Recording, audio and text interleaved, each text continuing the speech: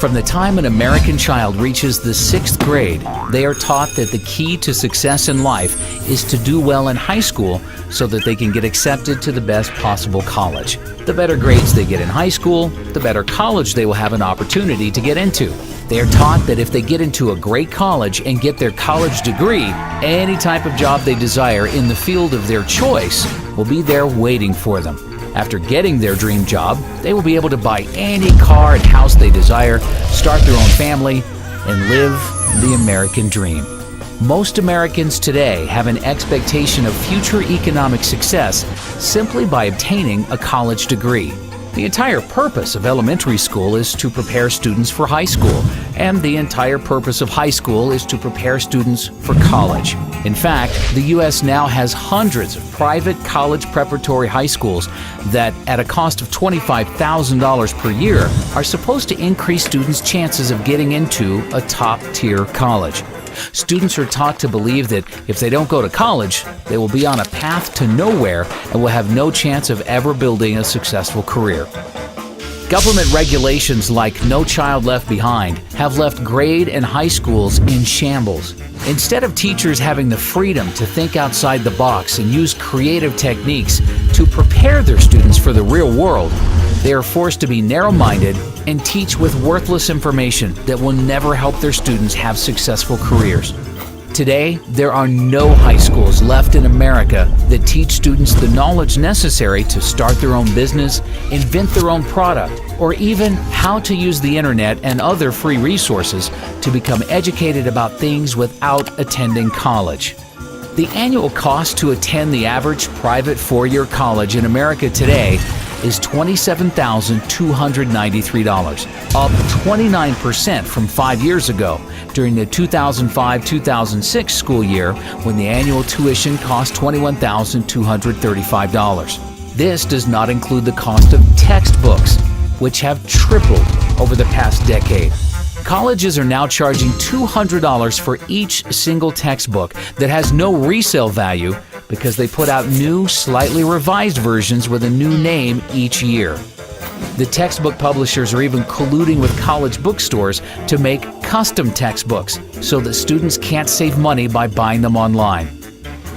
Colleges are getting kickbacks from publishers in order to destroy the used textbook market, which by itself is proof enough that college administrators are only interested in lining their own pockets and have no interest in helping their students.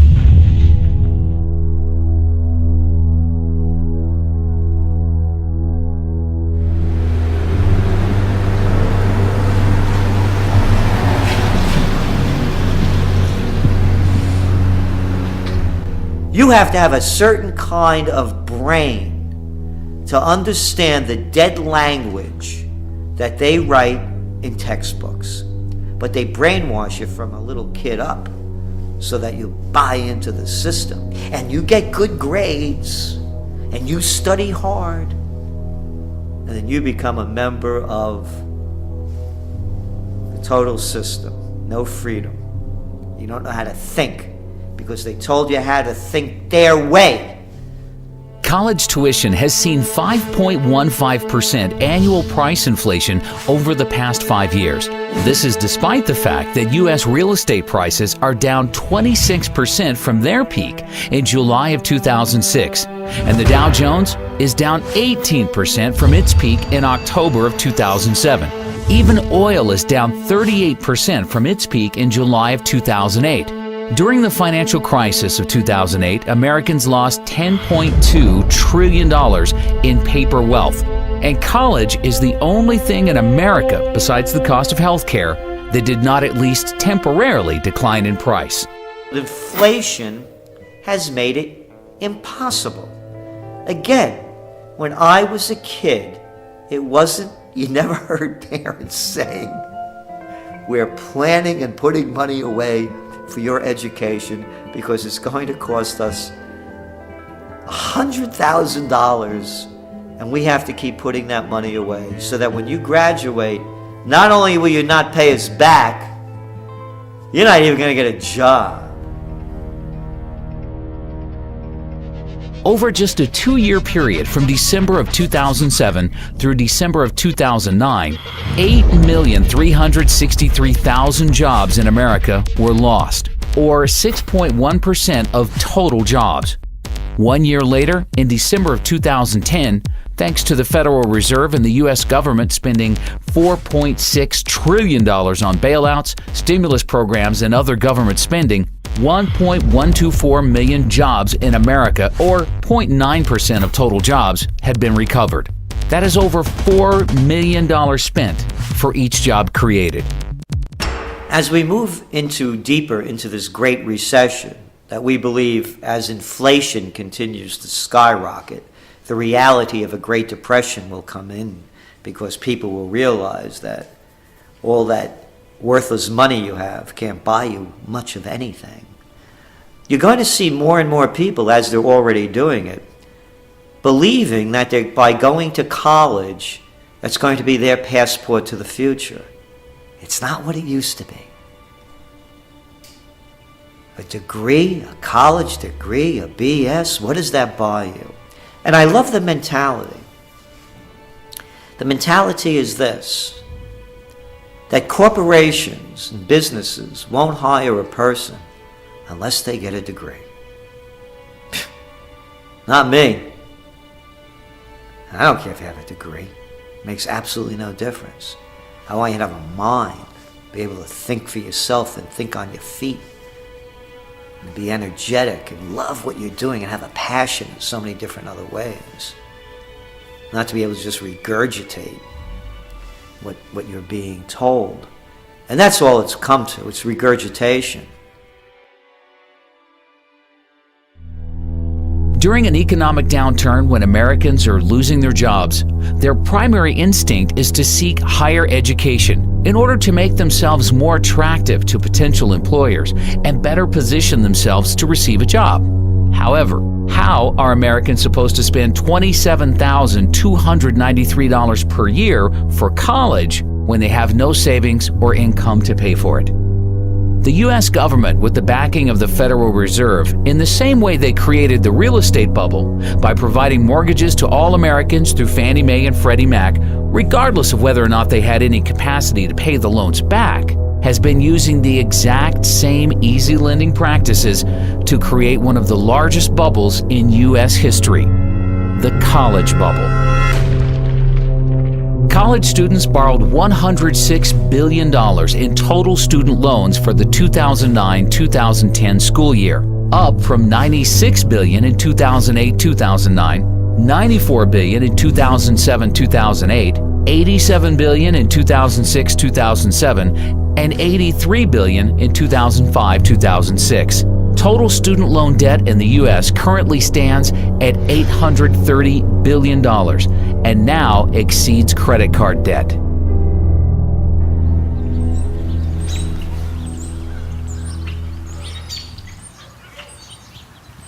I was so pro-education. That's all I wanted in my life was an education. And you know, I'd like to still be pro-education, right. But to put anybody through what I've been through, no. Really, in my case, the education, I think, really ruined my life. Right. So, I mean, I would have been better off if I just would have gone to work at, you know, McDonald's or something, actually. So that is unbelievable. Because this is a debt I can never get over.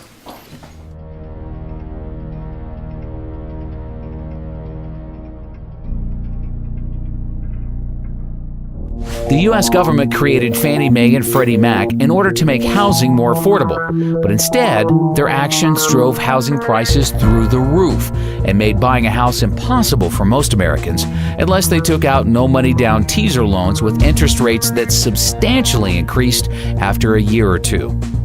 The U.S. government has been trying for decades to make college more affordable, but its actions have accomplished the complete opposite effect. College is now impossible for most students to afford without getting deeply into debt to do so. All across the country, Americans are graduating college with mortgages before they even buy a house. When I graduated from my undergraduate degree, I had $300 in student loans that I owed. $300. you can hardly buy 2 cups of coffee and a meal at the student union these days for $300.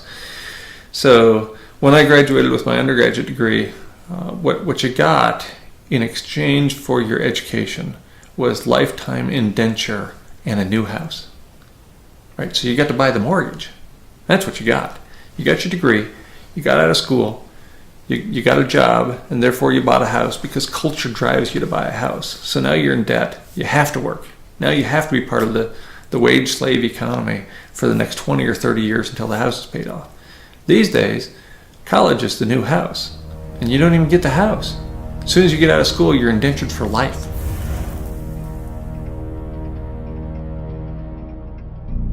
When you started taking out loans, what kind of debt did you end up getting into, and how much have you been able to pay off, and how much you still have? When I walked out of dental school, I was $136,000 in debt, and I have paid in close to $100,000 right now.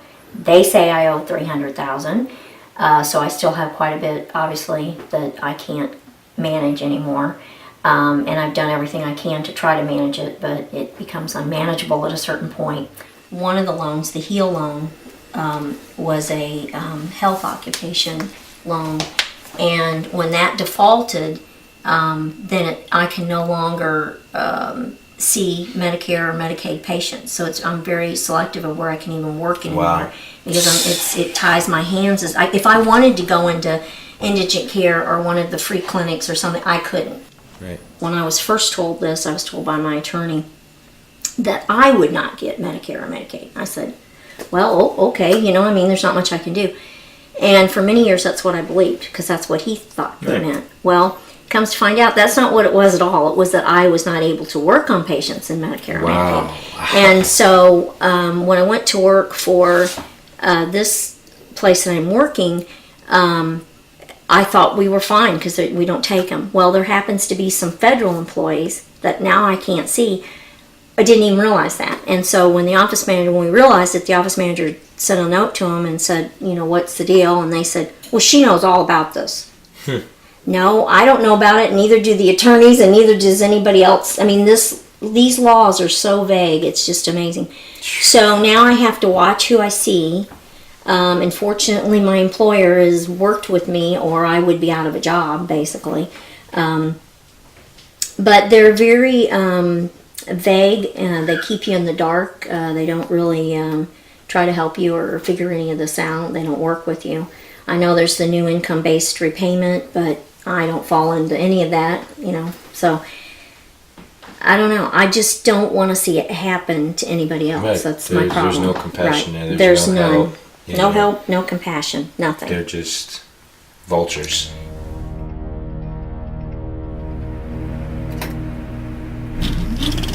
Back in the 1970s, the average college student was able to afford their college tuition without any student loans or help from their parents. They were able to pay for college by working a part-time job year-round or by simply working full-time during the summer when they were off from school.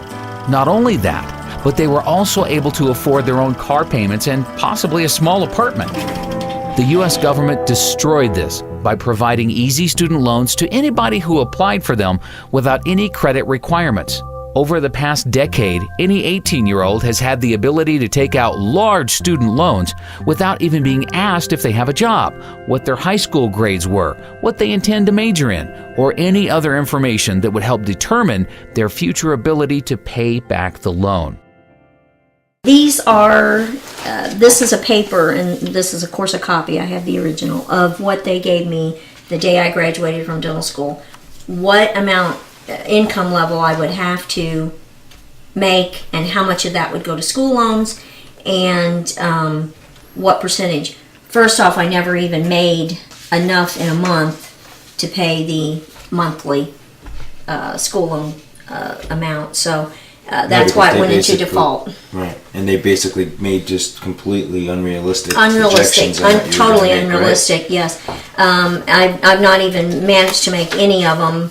Wow. At all. So this year, of course, they're projecting I would clear about $260,000, and I'm making about $80,000. Where do they come up with these numbers? Well, I'm not sure, and I mean, they think thought I think that was the whole problem. over 400,000 In 2015, which will not ever happen. The problem is it also is your percentage of your school, of what they're taking. I know it's been proposed at 10%, and I think that is the fair amount. But at some points, I paid as much as 34% of my wage, 32% of my wage. Right now, I'm paying 25% of my wage to school loans. And that's a huge amount when you have other debts and other bills as well.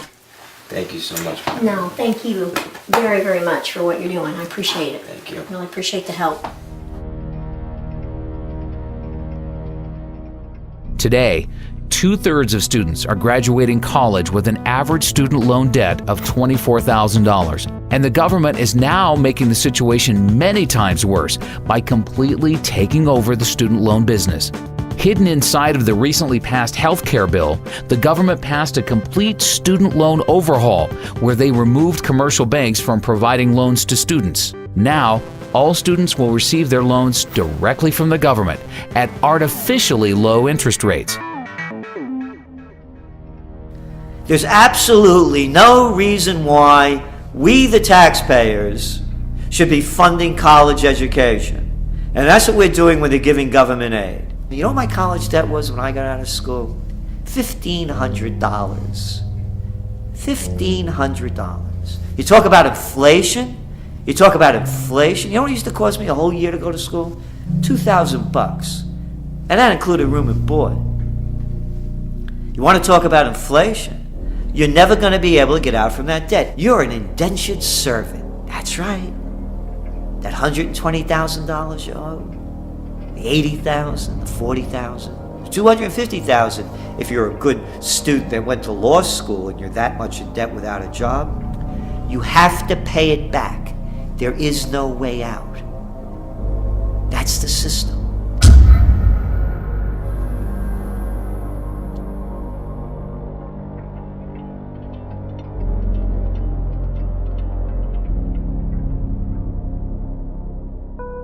One of the unintended consequences of the Wall Street bailouts of 2008 is that now most American students believe that if they take out loans to attend college but can't find a job to pay them back, they will be bailed out by the government and have the loans forgiven. NIA believes this is indeed what will ultimately happen, and therefore it will be U.S. taxpayers who end up paying for the artificially inflated, sky-high tuitions for all college students who can't or choose not to repay their loans. It won't only be taxpayers who suffer. All holders of U.S. dollars worldwide will ultimately pay for everybody's student loans, as the Federal Reserve is likely to print the money to make up for these bad debts, which will lead to hyperinflation and a worthless U.S. dollar. Many students are outright abusing the system. Although government student loans get sent directly to the college or university to pay for a student's tuition, private student loans that are guaranteed by the government usually get sent directly to the student in the form of a check. NIA has been hearing countless reports of students using this free student loan money to buy food, electronics, clothing, jewelry, even cars. The friend of one NIA member used his student loan money to rent and furnish a fancy apartment in Manhattan and didn't even go to college. Even when the loan comes directly from the government and goes straight to the college, there is often thousands of dollars left over each semester after tuition is paid for. This extra money then gets dispersed directly to the student in the form of a check. There is an epidemic in America of students using their student loan money for non-educational purposes, and absolutely nothing is being done to stop this from happening. This is complete insanity, and all Americans will pay for the madness in the very near future. One NIA member from Kansas City, Missouri, has a wife who was one semester short of obtaining her teacher's degree. Instead of borrowing the $8,000 required for tuition at Northwest Missouri State University, she took out a government student loan for $13,000 and used the extra $5,000 to buy a used car. Unfortunately, shortly before graduating, Kansas City closed several schools and laid off 300 teachers. She is now working at a school cafeteria for $8.50 an hour. Although she was required to make monthly payments of $146 for 10 years, after calling the government student loan office and inquiring about their income-based payment plan, they agreed to reduce her monthly payments to zero. With all the modern technological advances the world has been experiencing in recent years, the cost of a quality college education in America should be getting cheaper. It is now cheaper to purchase a plasma television or laptop computer than years ago because the government doesn't subsidize purchases of these products. If there was a true free market in college education, colleges would be figuring out more cost-efficient ways to educate students using modern technology in order to bring tuitions down and compete against each other for the enrollment of students. By guaranteeing student loans and providing too much financial aid to students, the U.S. government destroyed the free market in college education. One NIA member who is 50% owner of a private vocational school tells us that he is legally forced to raise tuitions every time the government raises financial aid to students. The government's 90-10 rule mandates that at least 10% of a private for-profit college's income comes from non-federal government sources. Therefore, private for-profit colleges must keep raising tuitions to stay within the 90-10 rule. The government needs to get out of the education business completely and allow private banks to re-enter the market and compete against each other in order to offer loans at reasonable interest rates to students who will have the best ability to pay them back. The reality is, the majority of the students who qualify for loans today from the government would no longer qualify. But this will force colleges to either bring down their expenses in order to charge affordable tuitions or close their doors for good. Colleges in America spent $10.7 billion on construction projects in 2009, down from an average $14.7 billion spent per year from 2005 to 2007, but still very excessive. Colleges have recklessly spent to build new libraries, gyms, sports arenas, housing units, etc., all for the purpose of impressing potential students and their families. None of these projects have added anything to the quality of college education in the U.S. Many colleges have very large levels of debt they undertook to build new construction. With most college endowment funds being crushed in recent years due to collapsing real estate and stock market prices, many colleges have very poor balance sheets that won't be able to withstand the slightest drop in enrollments. Jocks! Grown-up jocks! Excuse me, they're coaches now. Hey, coach. Making millions of dollars. For what does this have to do with education? What a waste. What a waste. 2-bit universities fielding baseball teams, football teams, basketball teams. For what? To entertain the kids? Yeah, you can do this if you're a very rich society and you have the money to waste. But not during a Great Recession. And not as the median household income of the country continues to decline. And not as you're sending all of these kids to get degrees in worthlessness, because that's what these university degrees are, a lot of them. It's a waste of money, it's a waste of energy, and it's an affront to anyone who really wants to think seriously about an education, because it has nothing to do with the NCAA. We are sort of seeing the perfect storm. We have seen all this construction the past few years, and if you're a college president, putting your name on a building is quite nice. But you are not there, you probably have moved on somewhere else while your name is on the building, but now the operation and maintenance costs are now falling due. And that was never part of the original bond issue, so now we have all these facilities coming online. Students, are being stressed financially, parents are being stressed financially, tuition is going up like crazy. Even those schools that are lucky to have endowments, typically they're not having the return they used to have in the old days. So there is just this tremendous, culmination of things all coming together that is just going to just stress the system completely. We just saw that there were even riots in UCLA when they saw a 32% increase in tuition. I mean, do you think that we'll start to see a lot more, riots and students getting angry at these tuition prices? I would love to see a little more activism on the part of my students. I think they have been taking this now for such a long time that maybe it's just part of the scenery now, and they're not really worried about it anymore. And I also think a person that's 20 years old, 22 years old, does not realize the implications of not being able to escape student loan debt. When I was in my high school years, at that time, many people were going to college, borrowing the money to go as far as all the way through medical school. And when they graduate from medical school or law school, they would simply just up and declare bankruptcy. But in its wisdom a few years ago, as you probably know, Congress changed those rules and that you can no longer discharge student loan debt through bankruptcy. And now, even if you happen to make it to Social Security and you still owe them money, they're going to come after your Social Security check, if it exists, which I don't think it will.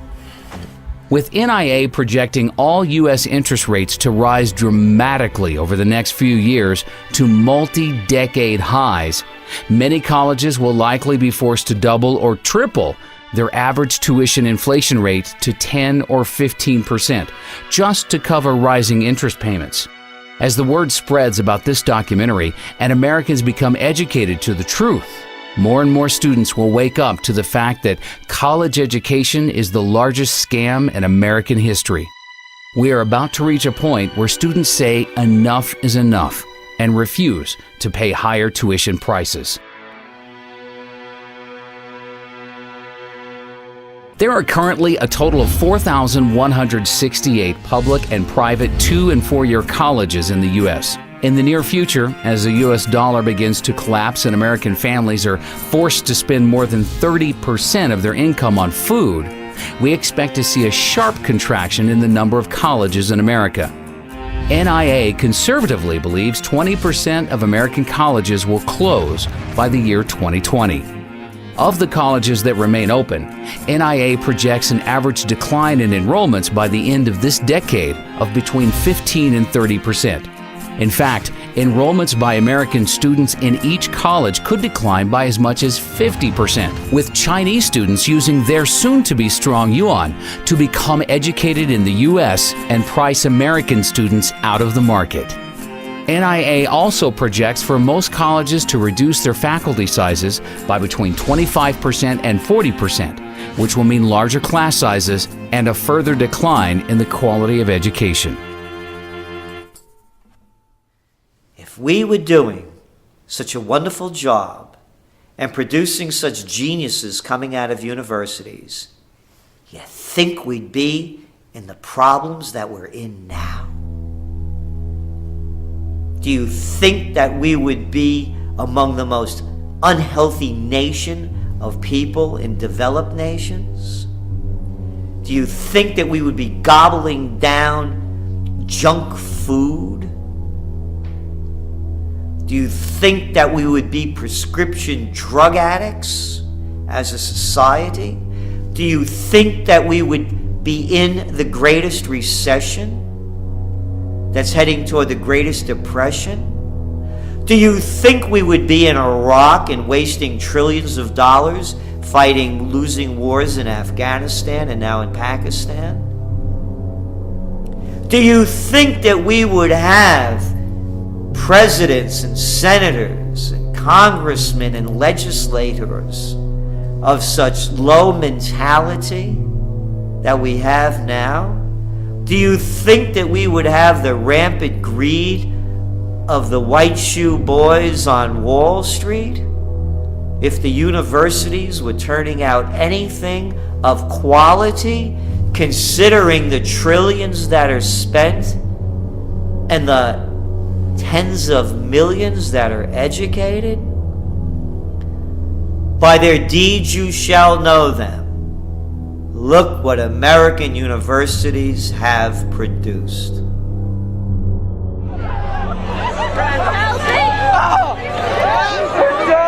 The simple truth is, any American high school student who has any savings put away that they are planning to spend on college would be much better off simply investing this money into physical silver. A senior in high school with $30,000 in savings who buys physical silver today will likely have enough money to buy the median U.S. home 4 years from now.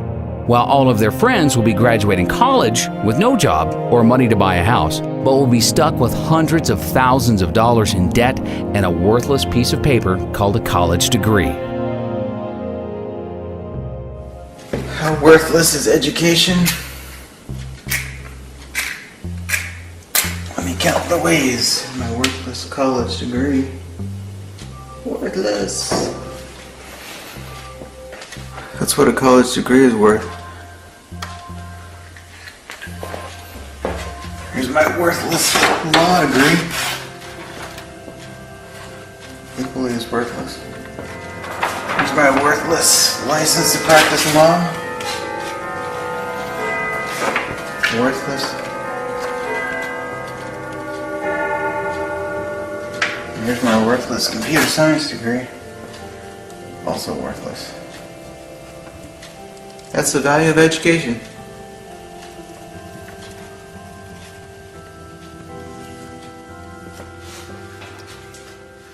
If somebody were graduating from high school today and wanted to know whether they should go to college, I would say they should run, not walk away from college, because the industrial age doesn't have long to go.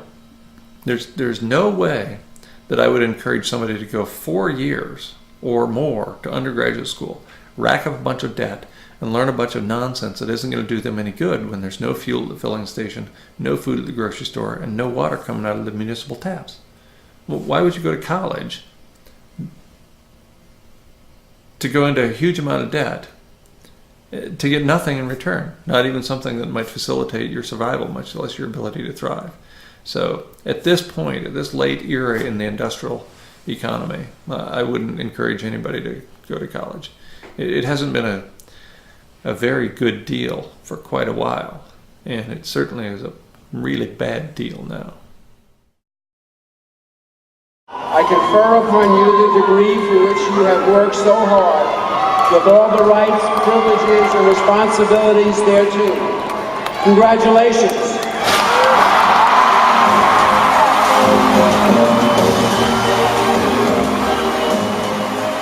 As fast as college tuition costs are rising, the value of a college degree is declining even faster. The youth in America today need to be taught to think for themselves and realize that there is no value to having a college degree if everyone else has one. I was in the student union where graduation was about to take place, and they had a series of plaques on the wall. And they listed all the students who had graduated with a 4.0 grade point average. And the first plaque had, all the plaques were basically full of names. But the first plaque had the first 50 or 60 years of the university represented. To fill that plaque with the 20 or so names on it required 50 or 60 years of higher education. Of course, in the most recent 5 years, there were multiple plaques for every year. We're churning out 4.0 students at the rate of a couple hundred a year. That used to mean something. If you're the only person in the first 40 years of the history of the institution to have a 4.0, that's meaningful. Now everybody's a 4-point student. Our standards have fallen so profoundly that anybody with a heartbeat can get a 4-point average. It's just absurd. The U.S. Bureau of Labor Statistics reported in April of last year that as of October 2009, 70.1% of 2009 high school graduates were enrolled in colleges or universities, an all-time high since they began keeping this statistic, and up from 68.6% of 2008 high school graduates enrolling into college.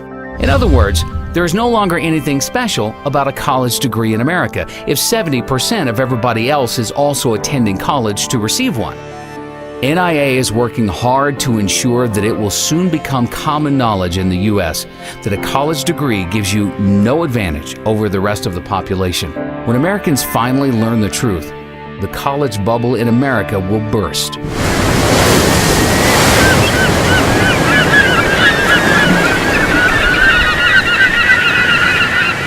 College enrollment has been increasing really since the late 80s. But what kind of is an unknown secret is since 1992, the majority of college graduates, 60% of them were in positions that the BLS considered low skill and typically did not require a high school education. For example, 20% of all the new waiter and waitressing positions created since 1992 have been filled by college graduates.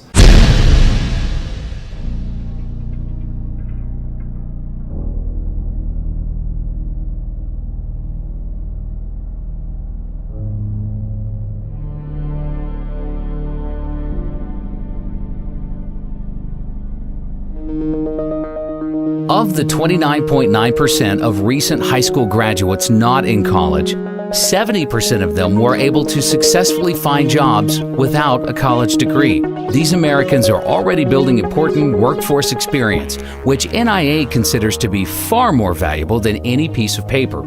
By comparison, only 42.1% of recent high school graduates in college have a job. And most of these are part-time jobs where the students are building very little workforce experience. The 57.9% of students in college without jobs, not only are they wasting their savings and getting deeply into debt for a worthless piece of paper, but they are losing out on valuable income they could have been earning during those 4 years. One of the greatest myths in America today that is used to scam Americans into overpaying to attend college is that college graduates make more money in their lives than Americans without college degrees, and therefore a college degree is a great investment. According to studies from biased organizations like the College Board, Americans with college degrees will earn $1 million in additional income over their lifetime compared to high school graduates with no college degrees.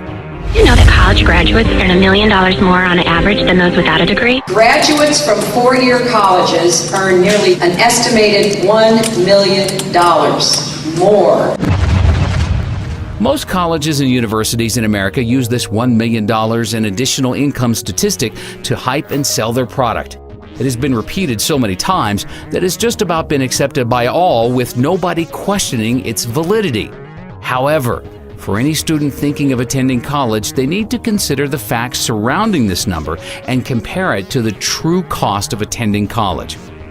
With the cost of annual college tuition now at $27,293, if we assume continued 5.15% college tuition inflation over the next 4 years, the average cost for a student entering college now to receive their bachelor's degree in 4 years will be $117,900. Therefore, even with the current college inflation crisis, an expenditure of $117,900 on the surface seems like a good investment if the return will be $1 million. The secret truth is, most college students do not receive their degree in 4 years. The Americans who are earning $1 million more in their lifetimes are actually spending an average of 6 years in college before receiving their degrees. Therefore, assuming continued 5.15% college tuition inflation for years 5 and 6, the total cost for the average student's degree in order to earn their $1 million in extra income will be $186,349. For those who borrow that full amount and pay it back over 10 years at a 6% interest rate, the additional interest expense would be $61,914, bringing the total cost of the degree up to $248,263. Then you need to consider the matter of lost income. The average high school graduate who finds an entry-level job without a college degree earns $35,400 per year over the first 6 years. For the majority of college students who don't have jobs, they are losing $212,400 in income over their 6 years in college. Combining the expected cost to attend college for 6 years with potential interest expenses and lost income, and now we are at a total cost of $460,663, all for the hope of earning an extra $1 million over a lifetime. Another important fact is, all of the reports that show $1 million in extra income for college graduates over high school graduates include students who receive GEDs as being high school graduates. Most GED recipients weren't motivated enough to graduate high school and therefore shouldn't be included in these statistics as real high school graduates.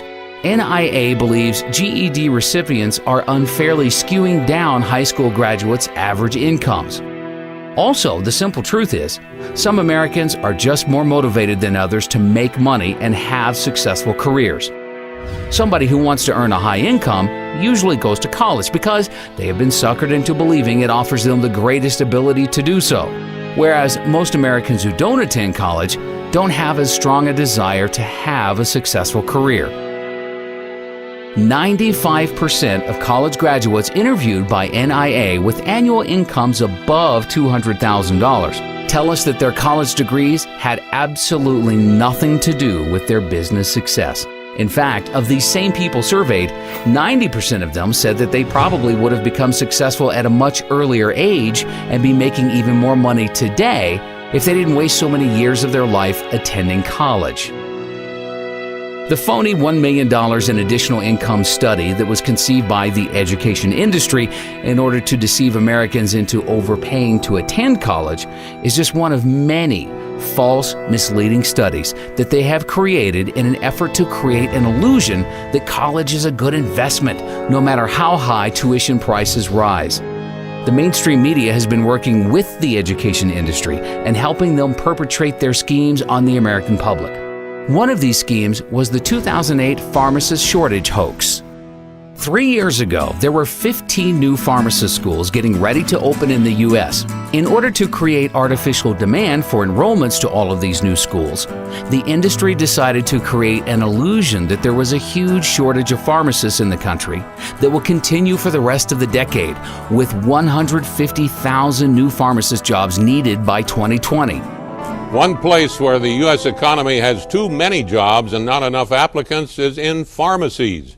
Because there's a shortage of pharmacists, many are overworked from putting in long hours. With pharmacies open 24 hours a day and a huge population of aging baby boomers consuming larger amounts of prescription drugs, it adds up to an industry that cannot find enough pharmacists to go around. From the student standpoint, and our students know that when they graduate, they have a job. I mean, in fact, they have a job even before they have graduated. It's not that they can practice as a pharmacist, but they know they have been offered already a job. So that's one of the positive side. On the negative side is the pressure that's put on the schools to really come up with the number of pharmacists that are needed in the future. By some estimates, the U.S. would need more than 150,000 new pharmacists by 2020 to match supply with industry demand. Experts say the pharmacist shortage will continue for at least a decade or more. In the meantime, at least 15 new pharmacy schools are expected to open their doors by 2010, even as existing schools expand in size. NIA has been hearing dozens of reports from its members with family members who have graduated pharmacy schools 6 months to a year ago and have sent in their resumes to hundreds of different pharmacies in the New York metropolitan area and have yet to even receive one job offer. Even experienced pharmacists are having major difficulties finding pharmacist jobs. The husband of one NIA member retired 5 years ago as a pharmacist in New Jersey, but has now decided to re-enter the workforce so that their family can accumulate enough gold and silver to survive hyperinflation. Unfortunately, he was forced to leave his family and move to a rural part of Alabama in order to receive a pharmacist job paying only $18 per hour. Law schools have also been deceiving the public with false and misleading statistics. During the past decade, an unprecedented number of Americans went to school to become lawyers because they thought if they became a lawyer, they would immediately become rich. Some law schools are advertising that 90% of graduates are employed within 1 year of graduating. The unfortunate reality is, law schools are deceiving their students with these statistics because most of their graduates who are employed within a year of graduating are not employed at law firms. They can be employed at Walmart or McDonald's, but the law schools will still consider them to be part of their 90% employed within a year. A lot of schools right now will tout a job placement rate after graduation, or what percentage of their graduates are employed X amount of months after graduating a degree. And what you're seeing sometimes is manipulation and outright just fraud in how they calculate this. One major law school was recently admitted to hiring a bunch of unemployed illegal graduates to work in their admissions group at the same time their placement rate survey was being conducted. So yes, were they employed at the time? Yes, but it wasn't an illegal profession. Law schools are handing out 43,000 law degrees each year, yet 15,000 attorney and legal staff jobs have disappeared since 2008. Many people wonder why 60% of the U.S. Senate and 37% of the U.S. House of Representatives are lawyers. Well, the reason is they go to Washington in order to pass as many new, harmful, and destructive laws and regulations as possible in order to provide enough work for all of their lawyer friends.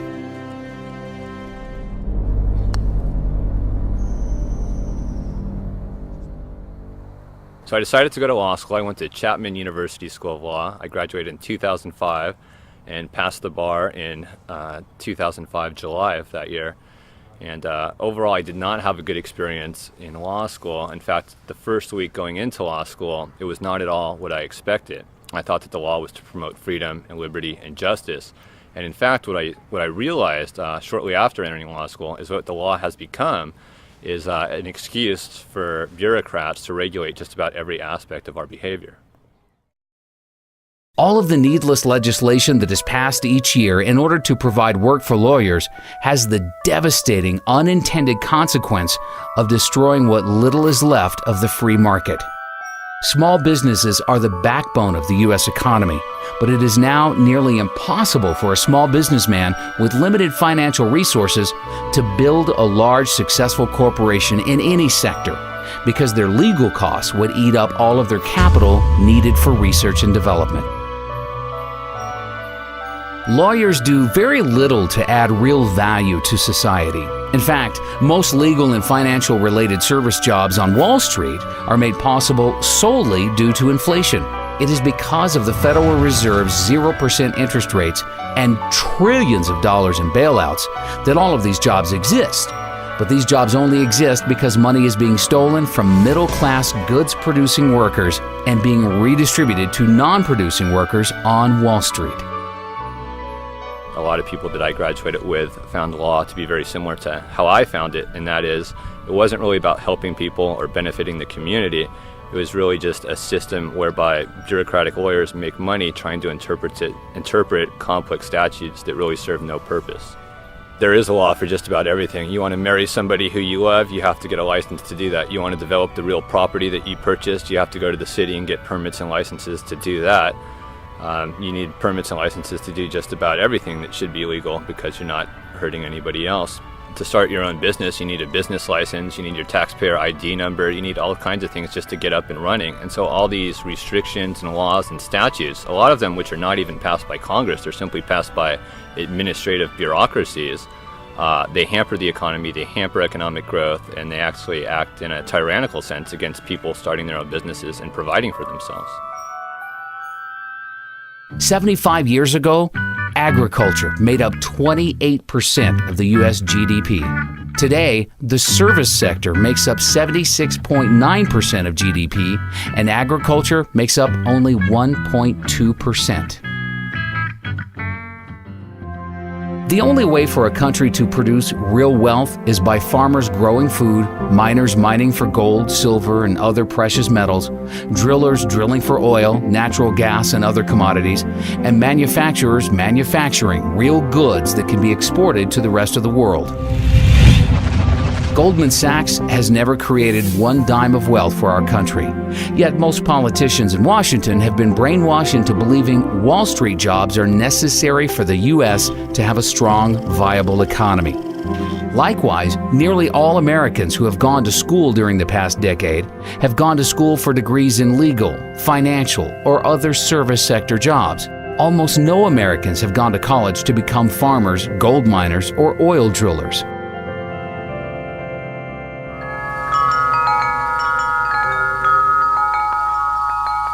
You can go to college and learn from somebody that doesn't have a farm, and they'll give you an ag business degree.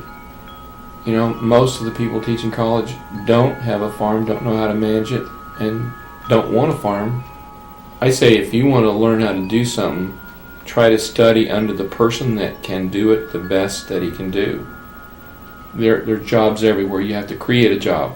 You don't get a job, you make one. Americans have taken food for granted for far too long because Americans have been able to buy food at artificially low prices, with the average American family spending only 10% of their income on food. However, on October 30th, 2009, NIA published an article predicting inflation would appear next in food and agriculture. NIA said, a worldwide shortage of farmers combined with food inventories falling to record lows is setting up the perfect storm for an explosion in agriculture prices. From the time NIA wrote this article until now, we have experienced the largest ever short-term increase in agricultural commodity prices. Corn has risen by 75%, wheat by 65%, soybeans have risen 51%, sugar 45%, orange juice has risen by 58%, coffee has risen 71%, and cotton has risen 124%. Because very few Americans went to school to become a farmer, and everybody needs to eat, agricultural commodity prices will continue to skyrocket, and farmers are going to get wealthy in the years ahead, while lawyers and bankers will see a dramatic decline in their standard of living. The free market will adjust and see to it that lawyers, bankers, and other non-producing financial service workers see a 90% decline in their real incomes. Everybody can't be a college graduate. Somebody's got to grow food. You know, everybody can't ride the wagon. Somebody's got to pull it. Somebody's got to be taking some risks. Somebody's got to be thinking. Somebody's got to have sweat. Last summer, this lady I was telling you about that bought some cattle from us, she came here to get some cattle in August, and my grandson was downstairs splitting firewood. We burned firewood in this building because it saves us about $600 a month over burning propane. So my grandson was cutting firewood, and he was swinging the axe down here splitting logs. And it was August, and it was about 95 degrees, and she came in here to sit down, and she says, there's a kid down there cutting firewood. Said the sweat's dripping off of his nose. Said, what'd he do wrong? He didn't do anything wrong. It's his job. He's cutting firewood. That's her grandson. He's 14. You know, he'll cut, 6 cords of firewood a day. That's what he does. The only thing that has been supporting the U.S. service sector economy for so long is the U.S. dollar's status as the world's reserve currency and the world's willingness to hoard trillions of dollars in U.S. dollar reserves in order to trade oil and other valuable commodities. The U.S. dollar became the world's reserve currency because it was backed by gold and the U.S. had the world's leading manufacturing base. Today, the U.S. dollar is a fiat currency that is backed by nothing, and our manufacturing base has been rapidly deteriorating, with most of the products the world buys now made in China and other Asian countries. The Federal Reserve just announced that it will print another $600 billion, which will dilute the purchasing power of the U.S. Treasuries held by our creditor nations and cause them to soon abandon the U.S. dollar as the world's reserve currency. The entire U.S. economy is a Ponzi scheme that is dependent on the rest of the world continuing to buy larger amounts of U.S. treasuries. Pretty soon, not only will the world stop buying our treasuries, but they will dump the treasuries they already own. All of our deficit spending will have to be paid for by outright money printing. Although the government and media would like you to believe the U.S. economy is going through a recovery, the truth is, the U.S. economy is on life support. It is impossible to have an artificial boom created by artificially low interest rates from the Federal Reserve without a major depression afterwards. The U.S. real estate bubble was the largest artificial boom in history. The panic of 2008 was the free market trying to correct the imbalances with a bust. But the Federal Reserve prevented a necessary depression from happening by taking trillions of dollars of worthless assets onto its balance sheet. None of the imbalances have been fixed, and the real depression is still to come. But unlike the depression of the 1930s, which saw falling prices, the upcoming depression will be a hyperinflationary Great Depression, with prices for food, energy, and everything else Americans need to live and survive soaring through the roof. All young Americans today should be entering the workforce as soon as possible in order to generate enough income so they can accumulate physical gold and silver. When the US dollar collapses, only those with gold and silver will be able to buy food and other goods needed to live and survive. Those with the most gold and silver will have the best chance of surviving the upcoming collapse of the US dollar. Our country needs to wake up to the reality that the world is changing and Americans will need to undertake new methods of survival. The American mindset has become so obsessed with the belief that college is the key to success that by the time most people wake up to the truth, it'll be too late. One NIA member recently took his son to the doctor, and the doctor asked his son if he was going to attend college. After his son said he doesn't know what he wants to do, the doctor went on for 10 minutes praising the virtues of a college education. Our member then explained to the doctor the realities of our new world and how college is a scam and no longer worth attending. The doctor didn't know what to say except, well, over time, college graduates make more. NIA believes that the future of education is over the internet. Americans today can purchase just about any type of product they want over the internet for substantially less than they can find it in a retail store, because online retailers have substantially less overhead costs. Walmart's biggest competitive threat today is not Target, but is actually Amazon.com, which now has a $79 billion market cap and is fast catching up to Walmart's $204 billion market cap. The largest and most profitable college of the future will be an online college that attracts all of the most successful professors from around the world and allows them to teach an unlimited number of students over the internet. Students will have the opportunity to be taught by the very best in any field of their choice from the comfort of their own home. They will receive a much higher quality education for only a small fraction of the cost of attending a traditional college. By the end of this decade, NIA expects online colleges to gain at least a 25% market share of the total higher education industry. Well, you actually also teach online courses as well. I mean, do you think that that's the future, online learning? I think the future actually is online learning. If the grid can stay up, which I hope it does, I think most people have an interest in seeing that happen. So I think a lot of things could fall apart before the grid and the internet does. So I think that's the way. I always ask my students, does it really make a whole lot of sense for all 20 of us to drive here every Tuesday and Thursday to get together to talk about digital media stuff, when we really could do this with a little bit of re-engineering and actually have, instead of all of us coming together, if I came to you wherever you were? I think that's a model of the future. If you figure out each student probably spends 2 gallons of gas a day to come to class, times 20 students, times 15 weeks, add up how much gas that is and how much that costs. Who wouldn't want to have that money back, especially over a couple of semesters? Especially now because we have a much richer media environment to use for teaching and learning. I can now embed videos in my classes. I can bring in things like the National Inflation Association videos to my classes. I can bring dynamic, compelling things to my class that even in the old days, if I was really a compelling speaker, it's far better now. So even a mediocre professor like me can make my class rich and interesting, even in the online environment. You tell me the difference about sitting in an auditorium in NYU with 1,000 other people or sitting in front of your screen and listening to a professor. What's the difference? Look what's going on in India. They estimate some 500,000 Indians have gotten university degrees in engineering through online. Interactive view is what I called it back then. And how many did we turn out in the USA in the same period? About 150,000. It's the future. The future is now.